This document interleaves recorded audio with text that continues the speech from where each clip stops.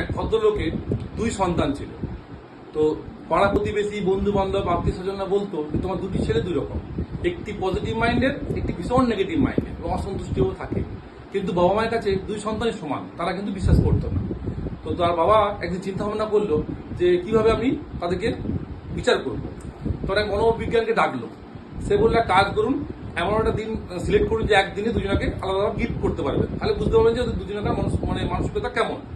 তো একটা রাত্রে রুম কি করলো, 2 আলাদা আলাদা রুমে গিয়ে 2 বাচ্চাকে রেখে যে নেগেটিভ মাইন্ডে তাকে প্রচুর, তার বাবা প্রচুর খেলনা, বিভিন্ন ধরনের নতুন নতুন আইটেম দিয়ে তাকে ঘরের মধ্যে দিয়ে দিল, গিফট দিল।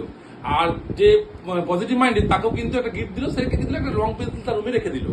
এইভাবে কিন্তু রাতে তারা রেখে দিয়ে চলে এসেছে, ঘুমিয়ে পড়েছে। সকালে উঠছে তখন দেখছে সেই নেগেটিভ মাইন্ডের ছেলেটা বাড়ি রুম থেকে বেরিয়ে আসছে, কাঁদতে কাঁদতে বেরিয়ে আসছে। তখন তার বাবা জিজ্ঞেস, তুমি কাঁদছো কেন? সে কাঁদতে কাঁদতে বলছে, এই আমার খেলনার এই ঘোড়ার পাটা ভেঙে গেছে, এরকম কাঁদছে আর কি।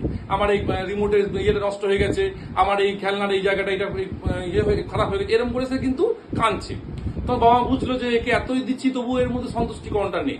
তখন ধর দেখি ওই আমার দ্বিতীয় বাচ্চাটা কি করছে। তখন সে তার রুমে খুলে গিয়ে দেখলো সে কিন্তু সারা কি করেছে, সে রং পেন্সিল দিয়ে তার বিভিন্ন খাতার মধ্যে সুন্দর সুন্দর ছবি এঁকেছে এবং সে কিন্তু বাবা ঘুমিয়ে পড়েছে। তো তখনই তার বাবা বুঝতে পারলো যে হ্যাঁ, আমার একটা বাচ্চা নেগেটিভ মাইন্ডে, একটা পজিটিভ মাইন্ডে। তো এখানে ব্যাপার হচ্ছে যে অসন্তুষ্টি হবে বা নেগেটিভ মাইন্ডে হবে, তার কাছে যাই থাকুক, যে যাই করুক, সে কিন্তু কখনো সন্তুষ্ট থাকবে না, তার মধ্যে একটা উচ্ছৃঙ্খল ব্যাপার থেকেই যাবে। আর যে সন্তুষ্ট মাইন্ডে হবে, যে মানে পজিটিভ মাইন্ডে হবে, তাকে যাই দেবে সে কিন্তু সেটার মধ্যে খুশিতে জীবনযাপন করে। এবার বাকিটা আমাদের মধ্যে সব দেখি আমরা যে কে কি ধরনের মানুষ। তো গল্পটা কেমন লাগলো একটু কমেন্টে বলো।